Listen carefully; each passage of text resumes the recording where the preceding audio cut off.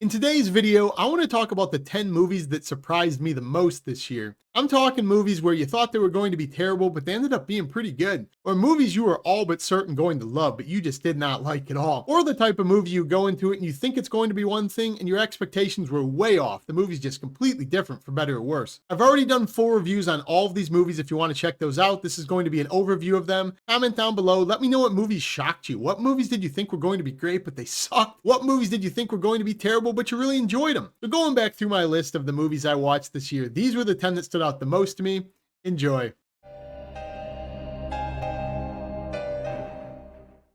Coming in at number 10 is actually the most recent summer blockbuster. That is Twisters. Don't burn me at the stake. I said in my review of that film, I did not like the original Twister. I have no memories to it. I have no nostalgia for it. I just recently saw that film a week before this one at home, no IMAX. I don't think it holds up very well. As much as I like Bill Paxton, I always champion the guy. I just didn't think that movie was very good for what we get nowadays compared to it in summer blockbusters. So going into this movie, I had absolutely no expectations. I really only went into it to review it for you guys. Pleasantly surprised how much I enjoyed it. I thought it was one of the better summer blockbusters. Thought Daisy Edgar Jones and Glenn Powell had some great chemistry. I heard a lot of other people say that's not the case. They did not buy these two at all. But I really liked them, and I also really liked the dynamic of Glenn Powell playing this YouTuber who's chasing storms, and she's playing the scientist who's trying to stop them for the betterment of society. I really found it believable because that's the dynamic we find ourselves in a lot of the time now. I mean, look at Dr. Mike on YouTube. The guy's basically just a YouTube sensation more than an actual doctor. So putting him as a YouTuber felt a lot more believable than a lot of other stories that just drone up a reason to be chasing these storms. He just has insane chemistry as well. The guy's basically the next action star for sure. So I really liked this film. I thought this film was well above average compared to a lot of the films we get nowadays. We also just don't get too many of these films that you can see in IMAX, have big dumb fun during the summer. I had a great time with this film, and going in with absolutely no expectations, I'm always going to take that. Next movie coming in at number 9 is actually The Bikeriders. And the reason this movie is on this list is for bad reasons, because this is a movie I would have never fathomed to be so unenjoyable, so boring. Going into this film, I expected it was going to be like a Bikeriders version of Goodfellas, and I don't even know what it was. It was basically going down to your local dive bar that has people on motorcycles and just listening to bikers hang out. I kind of don't understand why this story needed to be told. You have an absolutely star-studded cast. Austin Butler feels like that guy's just in everything nowadays. You have Tom Hardy. And you're just watching these bikers going around telling the true story, may I add, of this bike club. And it's just not interesting at all. It just left me thinking, why did this movie need to be made? So that's why it's on this list. When I went into this film, I thought it was going to have some action. It was going to be Goodfellas light. You were going to get the rise and the fall of this biker club. You don't really get any of that. If you're somebody who rides a bike maybe, and you've been in a biker gang and you've been in a biker club before, this movie might really resonate with you. I've never even sat on a motorcycle, so no emotional attachment to this story, no emotional attachment to these characters. Thought it was very run-of-the-mill, very generic story that just simply did not need to be made. And there was a lot of people who said, well, yeah, it's a true story. But this is the perfect example when I say I don't really like hyper-realistic films. I like a flair for the dramatic, some exaggeration. This is like if you took the most realistic story you have ever heard and you put nothing on it. Just plain vanilla cake. I mean, go to your local bar, as I said, just hang out with the bikers, talk to them. They'll talk about their doctor's appointments and what they have for dinner. That's basically what this movie's about. There's just nothing of interest to it. So that's why it's on this list. I was just absolutely perplexed how generic and lame this film was. Next movie at number 8 is actually A Quiet Place Day One. Same as The Bikeriders. This movie is on this list because I did not expect to dislike this movie as much. Really liked the first two Quiet Places. Thought they were really unique. Liked John Krasinski's vision. Actually liked the second film more than the first film, kind of in the minority on that one. And a lot of people really like Lupita Nyong'o's performance in this, the guy she acts with, I think Joseph Quinn. Didn't really like the characters in this one. I didn't really like the cartoony message behind it. She is dying. She's going out for pizza during this apocalypse. And I just didn't buy into the fact that that was the motive to hang out with these characters. Joseph Quinn is just permanently crying. The monsters are no longer scary in this movie, in my opinion. You just see way too much of them. Basically, everything that happens with sequels nowadays, you're overly exposed to the threat. The monsters are not interesting. They don't really have another reason to have this be a prequel. You don't really see anything. When you went into this, I wanted to figure out what happened. How did we get here? What these monsters are? You just don't get any of that. You just get a retelling of the first two films from a different perspective, but it's not nearly as interesting. That's why it's on the list. I thought this film was going to be pretty decent, pretty enjoyable. It was on my most anticipated list when I made that video earlier.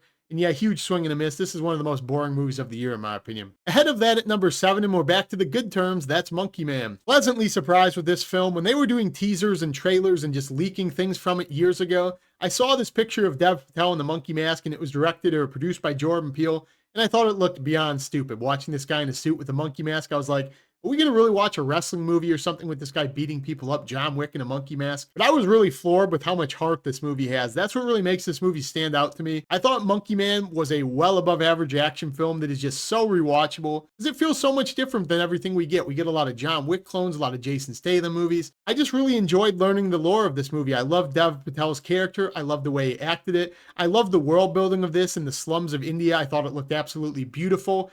Fantastic that most of this movie was filmed on an iPhone, I guess, during COVID. So this movie is definitely one of the biggest surprises of the year for me because at the time I watched this until way late in the year when I was kind of doing my mental rankings, this movie was in my top movies of the year. I loved it. So I really enjoyed this film. I thought the action was great. I thought it was filmed beautifully, and it's definitely a film I'll revisit from time to time if I want a fun little action movie that has a little bit more substance to it. Speaking of the substance, coming in at number 6 is actually that movie, The Substance. The reason this movie is on this list is because when I saw the teaser trailer for this and they introduced it as a body horror film, I was not really in the mood to sit through a body horror film. Body horror is not really my brand of horror, even though I do really enjoy it when it's done well. And that's all they kept saying about this movie. It's the most disgusting movie of the year. It has the most insane body horror of the year. And I've seen enough duds with that branding to be like, all right, whatever, we'll see it when we get around to it. But seeing this movie, I was fascinated with the substance of what's going on with this film because this movie has so much depth to it. Absolutely beautifully shot, well acted by Demi Moore and Margaret Qualley. Some profound things about aging when it comes to what you would do to get your youth back, what the benefits of youth are compared to being old, wisdom, things like that. Picture's absolutely great, as I said, style through the roof. And this is the type of movie that definitely has a plan and it just goes full bullseye with it, whether you love it or hate it. And I will always champion movies that do that in a time where we have way too many chicken shit movies. Looking at you, Civil War. So that's why it makes this list. This is a film I went into expecting to be okay, kind of middle of the pack, probably a 5 or a 6 out of 10. And I walked away having it being one of my favorite films of the year and honestly an all-time body horror classic. This is a movie I think is like infinitely rewatchable. It has so much style to it. So if you haven't seen it, check it out. That's why it's here. Coming in at number 5 ahead of that is actually the weird little Apple movie release called Fly Me to the Moon. Went into this one expecting a weird little rom-com about faking the moon landing with Scarlett Johansson and Channing Tatum. And that is what it is to the core, but it's also just a very funny, lighthearted, fun little movie that has some heart at the end of it. I really enjoyed this movie on the 4th of July weekend, and I actually said in my review, this is a movie I think a lot more people should see. This is a movie that makes you proud to be an American if you are from here. This is a movie where it was like a simpler time where people put their differences aside. Everybody was rooting for the success of America. Everybody was rooting for all other Americans.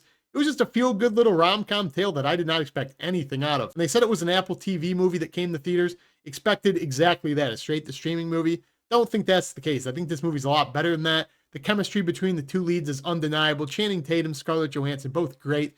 Woody Harrelson's pretty funny. This is just a movie I think is a well above average rom-com that I've never heard anybody else talk about. So that's why it makes the list. I had a really good time with this one. Coming in ahead of that and another rom-com, I guess if you could call it that, is Anora. This movie was kind of marketed as the Cinderella of stripper movies, and it kind of is, I guess. You have Anora played by Mikey Madison marrying this rich Russian kid. They run away to Vegas, they elope, they do drugs, they hook up, they party. That's what most of this movie's about. But eventually this kid's rich family gets wind of the fact that he married a stripper. They are not okay with that. So they demand that he annuls the marriage, and on top of this, you get one of the funniest films of the year. That's why it's on this list. I did not expect this film to be nearly this funny. This is easily the funniest film I saw this year. In the back half of this movie, when Anora is hanging out with the Russian henchman, I laughed out loud for about 20 minutes straight. My entire theater was in an uproar. I could not stop laughing. My stomach hurt. Probably unhealthy, but it is what it is. And just because of that, I don't watch a lot of good comedies. This is the best legitimate comedy, even though it's kind of a drama comedy. That's why it's on this list. If you're looking for a funny movie you can put up with a lot of sex scenes, a lot of partying,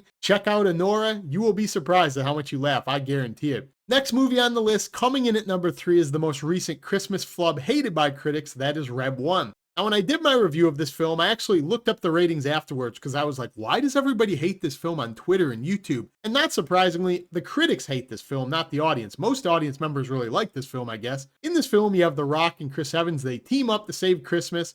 Santa Claus gets kidnapped, and then codename Reb 1 goes missing, hence the name of the movie. What I really liked about this film is it's just not serious whatsoever. It's a comedy, but it's more of like a giant Marvel Cinematic Universe version of a Christmas film, action blockbuster, more so than a traditional Christmas film. And I don't really like a lot of traditional Christmas films. So to me, this movie was endlessly entertaining. It was way better than my expectation. Expectations always do matter. I thought The Rock was really good in this. I don't really watch or like a lot of his films. This is definitely one of his better recent ones. Chris Evans has a lot of chemistry as always. I'm glad he's doing comedies again. Not Another Teen movie will always have a soft place in my heart with this guy. But yeah, not too much to say about this one. This one lands on the list because of the rhetoric surrounding it. A lot of people hated it. I just thought it was a lot of fun. This world building and spending time with the fun they're having around Christmas, the ELF, the security system, what they're doing with the villain. Thought there was a lot of fun to be had. So if you're looking for a little bit of a different Christmas film, big blockbuster action film with elements of Christmas, maybe check out Reb 1. Don't believe the critics until you give it a try. Had a lot of fun with this one. So the final two movies on this list are kind of in a realm of their own, and if you follow internet rhetoric, you probably have an idea of what number 2 is, and that is Longlegs. Why it's on this list, I would have never anticipated that I would dislike and be so indifferent to this movie. I thought it was just pretty boring and okay. One of my most anticipated films of the year. I thought this trailer and the teaser thing they were going about with how they marketed it was fantastic. Obviously, you have Micah Monroe chasing Longlegs, played by Nicolas Cage. Nicolas Cage in a horror movie, I was on board. But yeah, I was pretty bored during this movie. I know a lot of people think this is like an all-time classic. It's so suspenseful, it's so tense. I didn't feel any of that, and I wish I did. I was pretty bored during this movie. I thought this was a very run-of-the-mill detective movie. Kind of has elements of Seven, kind of has a rip-offs of Silence of the Lambs, but you can't solve this mystery because of the route they end up going, the supernatural route. Doesn't really make sense, and I don't think the payoff is very good. So what you're left with is a mystery that kind of leaves something to be desired, and it doesn't play out in an interesting way. I know, like I said, people said this is a tense movie, very suspenseful. I felt nothing during this movie. This movie's not even in the top 15 most scary movies. So I know we don't get scared anymore. We're all adults, but it was just a huge letdown for me based on those expectations I had. So I know that's not fair when you evaluate what your hype is. Kind of put something on a pedestal that's not fair. I am due to rewatch this. Maybe it'll change my mind, but where I stand now, Longlegs, one of the most forgettable movies of the year for me. I do not understand the hype around it. But coming in at number 1, and quite frankly, it was not really close. When I look back to my list and I was like, I would have never expected to like that movie. Coming in at number 1 is Your Monster. This is like a rom-com, horror movie, musical, whatever you want to call it, combination with Melissa Barrera, where she falls in love with this monster in her closet. Pretty divisive film as well. There's a lot of people I follow on YouTube and just people I've seen do reviews who are not a fan of this film whatsoever. This film really worked for me. I thought it was pretty funny. I actually really liked the musical bits in it, and I'm not really a musical guy. Thought Melissa Barrera really showed her acting chops a bit, getting out from under Scream and the other franchise dramas she's had. And I really liked the way they told this story, this narrative of her falling in love with this monster in her closet. But it's not traditionally sappy and tropey to the point it was insufferable like a lot of rom-coms. Well, I had a really good time with this film. I would have never expected to say that I liked Your Monster based on the trailer. But after watching it, it was one of the most enjoyable films I watched this year.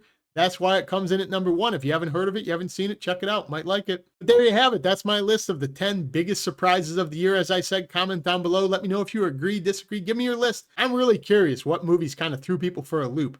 If you haven't already, subscribe, as I said down below. Join the channel. Love talking movies with you. See you in the next ranking video. I'll put a link to them up here. Peace.